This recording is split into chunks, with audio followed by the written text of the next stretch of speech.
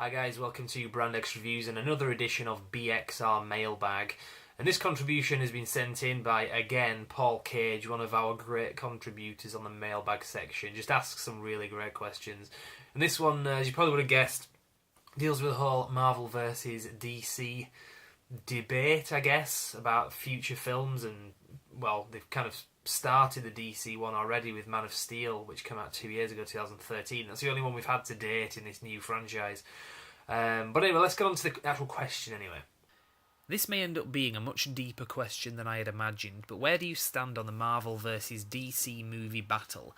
Given that Marvel are quite far with their vision, and it all seems planned for the next 5 to 6 years, DC, on the other hand, seem to be rushing to get caught up. Gal Gadot as Wonder Woman and Jesse Eisenberg as Lex. Do you think it's an easy win for Marvel, or do DC have a shot? So yeah, that's a couple of issues that you kind of pointed out there. One being the casting within the DC universe. Now, you've mentioned Gal Gadot, the actress. Well, actress, I don't know if you can label her as that. But I think that's really one of the major issues I've had in terms of the DC casting, in terms of the upcoming films. Now, people do tend to bring up, whenever we criticise people that have been cast in particularly superhero films, people tend to be critical of those decisions, and an argument that sometimes gets made to counter that is, well, look at the casting of Heath Ledger as the Joker in 2006. Everybody went mental and said, oh god, and then 2 years later the film came out and he wowed pretty much everybody. Now the problem with that argument, as it relates as a counter to people criticising particularly the Gal Gadot casting, Heath Ledger back in 2006 was established as quite a good actor. I mean, he did some kind of ropey stuff, but when he was at his best, when he was on his A game, he was a good actor. So you can say that with him, but as it relates particularly to Gal Gadot, she's not established as a good actress. I haven't seen all the films. In fact, all I've seen her in is The Fast and Furious, but from what I understand, her performance in those films is as good as it gets. She's just a pretty face, and it's not just enough to have a pretty face in this role as well as of Wonder Woman. She doesn't even physically look the part, apart from the fact that she's pretty. So yeah, I'm really not optimistic about that. And I think that opinion pretty much is quite widespread. And it's not just that she's cast in like Dawn of Justice and the Justice League films. She's getting her own film as well. So she's going to have to carry that film. So yeah, not really optimistic about that. Now, the other thing as well, kind of getting into the larger question that you asked. To be clear, when we're talking Marvel versus DC, we're talking about the DC cinematic universe as it's been rebooted from 2013 with Man of Steel. So we're not counting the Dark Knight trilogy. That was capped off. That was just 3 films. We only have one DC cinematic universe film so far in this new wave, and that was, as I say, Man of Steel in 2013. The next film out will be Batman vs Superman Dawn of Justice, which is out in early 2016. And as we talk about the Marvel films, we're talking about the Marvel Cinematic Universe, the MCU. So we're not talking about the X-Men films. We're not talking about any Spider-Man films to date, although they are going to bring a rebooted Spider-Man into the new Marvel films as well. So that's what we're talking about here.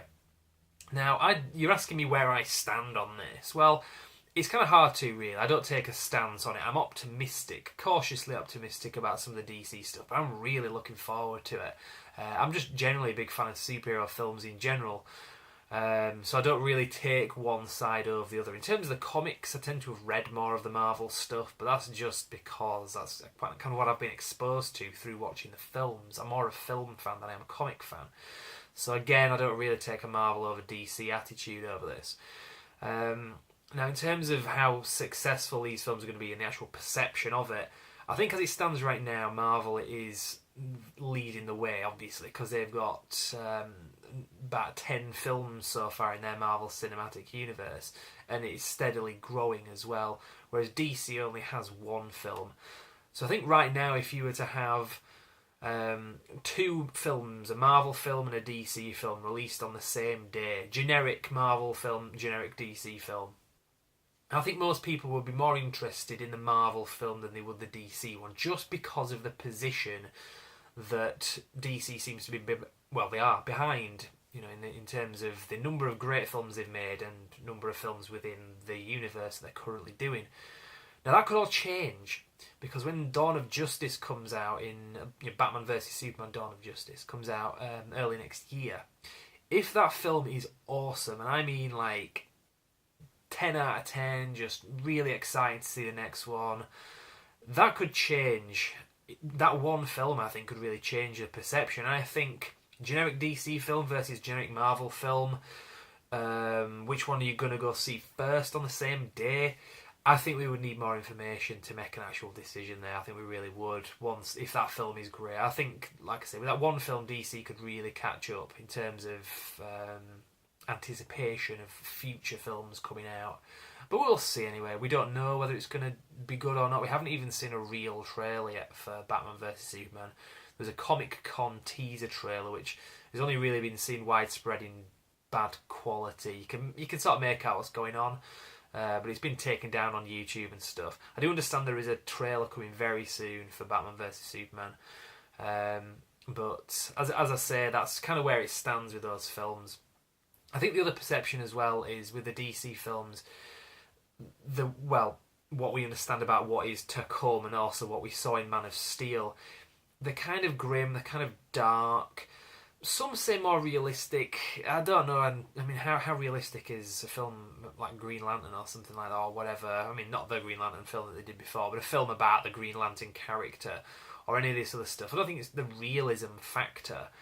And I don't think that Marvel can be accused of just doing happy, silly, funny, generic superhero films. Because, I mean, the Captain America Winter Soldier film was not a generic superhero film in most people's opinions. It was more a kind of intrigue kind of thing with a superhero character they've kind of adapted. So I don't know, in terms of I think it's more the seriousness of the DC ones, and also just the vibe that we're getting from some of the photographs. They do seem to all be dwelling, a lot of the characters, and you see photographs of Superman and he just kind of stood there, just, that, and Batman's like doing the same, and Wonder Woman just kind of stood there, just, looking, and we've seen the one with Aquaman as well, a photograph where he's just kind of, that kind of pose, and he just looks very kind of dark. In fact, Patton Oswalt, he was in like a few, I think he was Agents of S.H.I.E.L.D., one of the actors in that, made a funny comment about this on Screen Junkies quite recently, where he was talking about Aquaman should be laughing in the poster. He shouldn't just be looking like he's dwelling. In fact, let's just roll that clip. But the way it looks, right, and maybe I'm wrong, but all that art, they just look brooding. Brooding meets brooding meets brooding. It looks like three goths hanging out in a candle store. That's what the new one looks like. And then the Aquaman thing, he looks like he auditioned to be the lead singer of Derek War. Skinner wanted to know, what do you think of the new Aquaman? Lay it on us. It looks like he auditioned to replace Rob Zombie in his band, and Rob went, yeah, you look a little too silly. Aquaman should be like a big, funny, like brawling. He should almost be like Quint in Jaws. He should just be this big brawling, like pirate captain type. Yeah, I love that. Now you've got four distinct possibilities just banging into each other. You could. I'm just sick of hero. Is this my camera? I'm sick of seeing superheroes. Is this the only pose they have? Is the weird Kubrick stare? Like, how about like the Aquaman thing? He should be like laughing. And I know whenever they introduce Green Lantern, it's gonna be the ring, and he's gonna be going like this. God damn it, guys! Stop with the brooding. The only one who gets to brood is Batman. It only works if he's the one brooding guy. Yeah, I just thought it was a really funny way of putting it. I mean, you can say the same about a lot of the Marvel characters as well, to be fair. But it does seem that way with DC. It doesn't look like a fun franchise. There's also stuff that's come out as well about the DC films, that there's been a no-jokes policy in their upcoming films. Well, I don't know quite how to read into that. I don't think we should read too much into that. Because, I mean, Man of Steel had humour in it. It didn't have a huge amount. It wasn't like Richard Donner's Superman film. But even, I mean, I know it doesn't count in this franchise, but even the Dark Knight trilogy had like quite a few like funny moments in it, just to kind of loosen it up a bit. I don't think these are going to be terribly dark and gothic as we seem to be led to believe. But as I say, it's hard to tell at this early stage. So your question is a good one, but I just think it's too early really to give a definitive answer. I can just kind of say what my thoughts are based on what we know about the DC films. I mean, the Marvel films are established. I mean, where they go in future, it seems like it's going to be more of the same, but they're kind of mixing up some of the little things. Like they're going to delve into parallel universes and do more of the cosmic stuff as well. But I think overall it's going to have the same feel to it. It's the same universe where you've got humour in it and you've got things like that. But you've also got kind of dark stuff too, kind of all thrown in together. So it does just seem with DC like they're going for a much darker thing, especially having guys like Zack Snyder. I mean, the director of Man of Steel and some of the other films that are coming out, Batman vs Superman and so on. He's an actor. He's a director that's done a lot of kind of dark gothic looking films like 300 and also Watchmen as well. So that does seem like the kind of vibe they're going for. But it's different as well. I think that they want to stand out to Marvel as well. So if being dark and gothic and so on is their way of saying, look, we're not just copying off Marvel and trying to cash in on it. If they're kind of trying to do something different, visually different and noticeably different, then, you know, fair play to them. As long as the films are good, who cares? You know, I mean, horror films are different to comedy films, but horror films are good in their own right. Comedy films are good in their own right. I think it's great that they're trying to, like I said, not just copy off what Marvel are doing, if that is the attitude that they're taking, which it does seem to be. Now, beyond that as well, we also have issues with them establishing characters that we're not really familiar with as moviegoers anyway, characters like Cyborg in the DC universe, I mean, and the Suicide Squad as well. I think that, again, that has been inspired by the success of Guardians of the Galaxy. Marvel took the franchise, kind of its own little franchise, Guardians of the Galaxy, characters that we not really heard of in the mainstream, and did a film that just really just blew away box office for last year. It was like the maybe second or third highest grossing film in America, behind Hunger Games film and also the American Sniper, which I know was a 2015 film, but it did get its release in 2014, so it counts. Everything that leaked over in 2015 counts as 2014 box office film, I guess. So I guess Guardians of the Galaxy would be the third highest. But the point is, it showed that they can take characters that we don't know about, that we know nothing about, and really have a success. So I think DC were thinking, well, they did it with those, so we're going to do a Cyborg film. We're going to do a Flash film as well. I mean, I know there's a Flash TV series, but I think moviegoers, I mean, I don't watch it, but I think that a lot of moviegoers will see the Flash for the first time on the big screen. And if they do a good job of it, then, you know, be successful. But so that's basically something that they're kind of, again, copying, I guess, off Marvel, or just taking influence from Marvel's success. Now, what else can I really say about this? I know the marketing side of it as well has been quite disappointing on the DC side, because we had, back in October last year, we had announcements. DC announced their lineup of films over the next 5 or 6 years, and also, I think the week after that, Marvel did the same. And the way DC did it first, the first week, and they just announced it it wasn't even a press release, it was a shareholders conference thingy where they just announced loads of business plans, but then within that they announced their lineup of films that they're going to do. There's Kevin Tsujihara, the CEO of the DC franchise films, I don't know, or is it Warner Brothers? But it was him that announced all this, and it was kind of boring. The news itself, in and of itself, was exciting, and they said release dates. They even gave some casting names as well. Which, like I say, in and of itself was exciting, but the way that they did it was kind of boring. Marvel, on the other hand, the week later, they did like an actual, almost Comic-Con style press announcement where they had Kevin Feige, the Marvel guy, the guy that does all this stuff for Marvel Studios. He was on stage and announced it with like a big screen behind him and the logos. Each film he announced, so like Thor Ragnarok, and the logo came up. You have a big kind of logo trailer for each film, pretty much. He had the actors like Robert Downey Jr. there and Chris Evans, Chadwick Boseman, who's going to be the Black Panther, and they had a bit of a laugh on stage and interaction with the audience. They invited the press, they invited the fans. Marvel just killed it. DC really dropped the ball with the way they announced that, because just the way Marvel did it, they just got buzz about these films that aren't even out for another like 5 years. And it's quite rare that you get that for one film, let alone an entire lineup of films. And like I said, just DC seem to be the impression they give when they do stuff like that is we don't really care about the films, we don't really care about making good films. We just want to make for the films and throw them out there, and they'll make lots and lots of money because big box office films like that just make lots of money, whether or not they're good or not. Transformers, for example, shit films, but just people go to watch them. They make loads of money, and that's all we care about at DC. I don't know if that is the actual attitude, but that's the impression you get when they do stuff like that.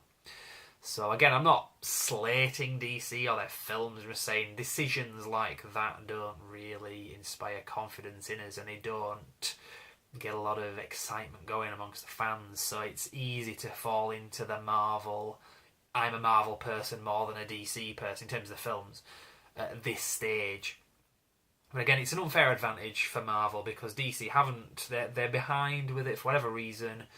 And just DC just really didn't have their act together in time. I mean, they tried. It's clear with the Green Lantern film. It doesn't count with this franchise, the Ryan Reynolds one from 2011. It's clear from that film they were trying to make a good film. They were trying to make an Iron Man film. It just didn't work. They, for whatever reason, just the recipe that they put together was just a mixture of just stuff that was just really wasn't all that great. It was very underwhelming. If it had been a success, that would have been the starting point of the DC cinematic universe, and you would already have a lot of films out at this stage in 2015 other than just Man of Steel, but it didn't do well, so they had to kind of cap that off and say, right, the next one we're going to do is Man of Steel, that's going to be in the new universe. It would have been hard to have brought the Dark Knight trilogy in at that point. I don't think that they would have been able to, so it would have been kind of weird if that had overlapped into this franchise had Green Lantern worked. Anyway, kind of rambling on there a bit about that. As I say, there's other stuff I could kind of get into, but I think at this early stage it's difficult to answer your questions, so I'll just kind of go over it again just to make sure there isn't anything I missed. So we've talked about the actual casting decisions. That was the other thing as well. We said, is it an easy win for Marvel, or can DC have a shot? It depends. In my opinion, that hinges on the success of the next film, Batman vs Superman: Dawn of Justice. Now that film was originally, well, not originally, it was originally going to be released this year, 2015, but they delayed it. An announcement back in January last year, I think it was January, that they were delaying it by a good year. They were going to have it released the same day as what was then known as Captain America 3, which is Captain America Civil War. So that day we're going to have Batman vs Superman and Captain America 3. But they neither side backed down until DC did. DC said, right, we're going to bring the film forward a bit. So I think it's going to be, is it February or May? I think it's, no, not May, March next year, 2016. Which was a good decision, and I don't think it was a tug of war. I think DC said, well, to be fair, the date was already booked for the Captain America, the Marvel film, so we will just kind of take a different date. Because it was a bit unprofessional to do that, I think, in my opinion. To just drop it on that date. And it was a bad idea as well. So I think that DC have a shot, as you're asking, but it hinges on that next film. There is going to be Suicide Squad film as well, which is already in production. So I mean, if Batman vs Superman: Dawn of Justice fails, if it's just underwhelming, maybe the Suicide Squad could pick up the debris, and maybe if that's successful, that could then put DC in their position that Marvel are in. But I think, generally speaking, I think it hinges on Batman vs Superman: Dawn of Justice. Because if that film sucks, maybe not a lot of people will want to go see the Suicide Squad film. I don't think it will suck though. I think that I think it's going to be a good film. I really do. I think they've put a lot of effort into Batman vs Superman: Dawn of Justice. Now you did ask as well. I know I answered your question about Gal Gadot, the actress. You've also mentioned Jesse Eisenberg as well, who is the Lex Luthor in this film, a casting decision. Now, kind of rewinding a bit, as I say, I was talking about Gal Gadot. She's not a great actress, as we've seen so far. Jesse Eisenberg is a good actor.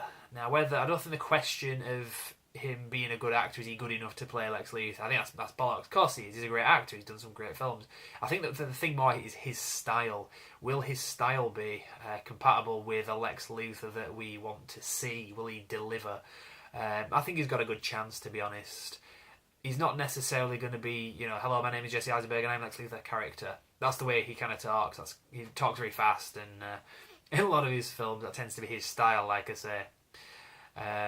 But I don't know if he's going to be like that. But even if he is, I hope he can bring something good to it and that's kind of entertaining to see. I don't have a problem with it. I'm happy with that casting decision. So we'll see. But like I said, I think that answers your questions within that. So I'll leave it there. I'm no doubt going to be talking about this in further detail in future videos as news comes out and stuff like that. And I do realise I've rambled on for nearly 20 minutes. So I think I'll leave it there for now. So Brand X Reviews is the website, and if you want to do any more contributions to the mailbag section, anyone else but Paul, because well Paul, keep them coming, by all means. But if anyone else out there is watching this wants to send a submission in to get me to kind of do a video like this, feel free to do so. There's a website, like I say, brandxreviews.com. There's a Facebook page and a YouTube channel. Details of that are to follow after this. So for now, I'm just going to say thanks for the submission, Paul, and we'll see you next time for the next video. Thank you very much for watching.